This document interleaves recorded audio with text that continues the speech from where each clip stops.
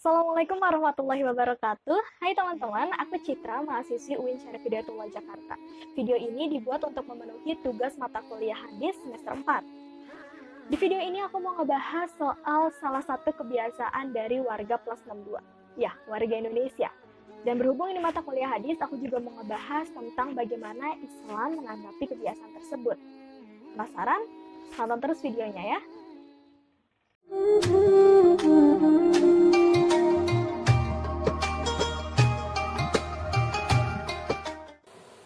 Pembahasan yang dimaksud adalah kebiasaan berdebat.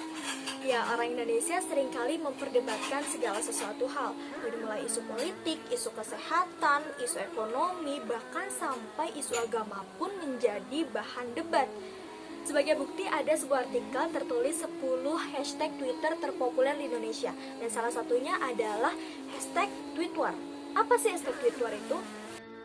Hashtag ini biasanya dipakai sama pengguna Twitter kalau lagi ngomongin hal-hal yang berbau perang. Perang di sini berarti sindir-sindiran, perang jari antar warganet, perang aspirasi yang nggak pernah didengar, sampai cuma pengen nebar kebencian. Media sosial saat ini seperti Instagram, Twitter, Facebook cenderung menjadi tempat atau wadah untuk debat kusir. Dan kecenderungan ini justru membuat perdebatan menjadi hal yang lumrah di Indonesia. Padahal debat sendiri memiliki konotasi yang negatif, berbeda dengan diskusi. Lantas kemudian bagaimana kebiasaan ini dalam sudut pandang Islam? Bila kita mempelajari bahasan mengenai perilaku terpuji dalam Islam, terdapat satu hadis yang mengatakan untuk menghindari segala bentuk perdebatan yang tidak bermanfaat. Bunyi hadisnya seperti ini. An Abi Amamata qala qala Rasulullah sallallahu alaihi wasallam ana za'imun bi baitin fi rabadin jannati liman tarakal mira'a wa in kana muhiqqan wa bi baitin fi wasatil jannati liman tarakal kadhiba wa in kana mazihan wa bi baitin fi a'lal jannati liman hassana khuluqah. Dari Abu Umamah ia berkata, Rasulullah Shallallahu Alaihi Wasallam bersabda, aku akan menjamin rumah di tepi surga bagi seseorang yang meninggalkan perdebatan meskipun benar. Aku juga menjamin rumah di tengah surga bagi seseorang yang meninggalkan kedustaan meskipun bersifat gurau. Dan aku menjamin rumah di surga yang paling tinggi bagi seseorang yang berakhlak baik. Hadis riwayat Abu Daud. Rumah pertama yang paling rendah tingkatannya adalah untuk orang yang mau meninggalkan perdebatan meskipun benar.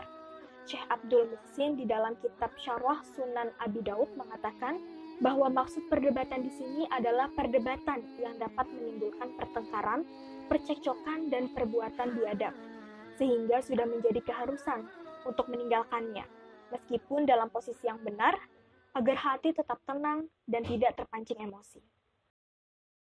Seperti yang udah aku sebutin sebelumnya, debat memiliki konotasi yang negatif berbeda dengan diskusi.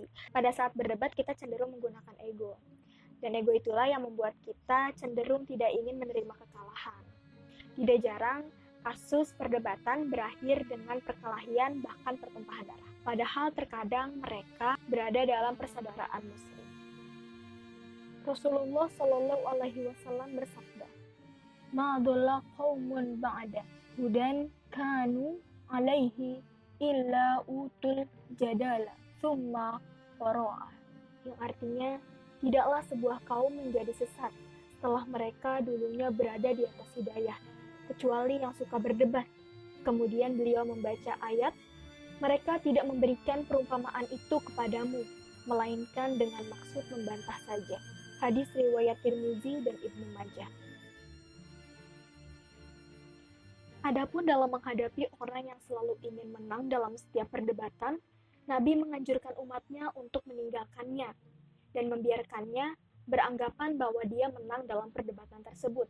Dengan berperilaku seperti itu, bukan berarti kalah dalam perdebatan, melainkan menang di sisi Allah dan mendapat pahala yang besar, sebagaimana Nabi menyatakan bahwa dijamin surga baginya.